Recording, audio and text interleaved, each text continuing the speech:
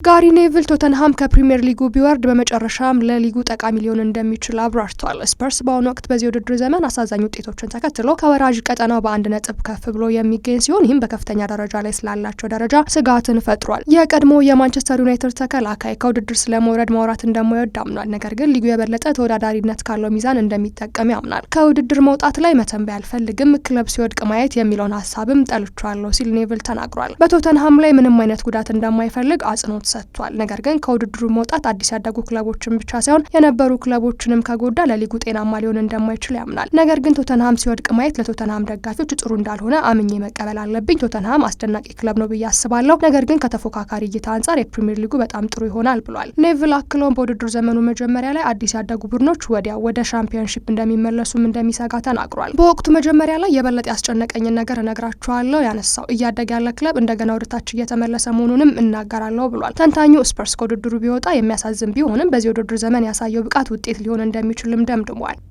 የ8 ጊዜው የባሎን ዶር አሸናፊ ሊዮኔል ሜሲ በመጪው የባርሴሎና ፕሬዝዳንታዊ ምርጫ ላይ ተጽዕኖ ሊያሳድሩ ይችላል ተብሏል። በዚህ ምክንያት የወቅቱ ፕሬዝዳንት ጆan ላፖርታ ተፎካካሪ ቪክቶር ፎንት የሜሲን ድጋፍ ተስፋ እንደሚያደርግም ተዘግቧል። ሜሲ ከ2021 ላፖርታ ከወጣ በኋላ በእሱ ላይ ደስተኛ እንዳልሆነ ይነገራል። እናም አርጀንቲና የሰጠው ስውር ምልክት የመራጮችን ስሜት ሊቀይሩ ይችላልም ተብሏል። ሜሲ ጣልቃ ለመግባት ምንም አይነት ፍላጎት እንዳለው ባያሳይም ተንታኞች ግን ሊያደርጉት የሚችሉትን ተሳትፎ ውጤት በእጅጉ ሊለውጡ ከሚችሉ ነገሮች ጋር ተመሳሳይ አድርገው ይገልጻሉ። የወቅቱ ፕሬዝዳንት ላፖርታ አደጋውን አሁንም ያውቃል። ነገር ግን የሜሲ በ2023 መመለስን በተመለከተ የሰጡት ውሳኔዎችን ጨምሮ ሪካርዱን መከላከሉን ቀጥሏል። ምርጫው አሁን ጥቂት ቀናት ብቻ ቀርተውታል። እናም ከሜሲ የሚወሰድ ማንኛውም እርምጃ ወሳኝ ሊሆን ይችላልም ተብሏል።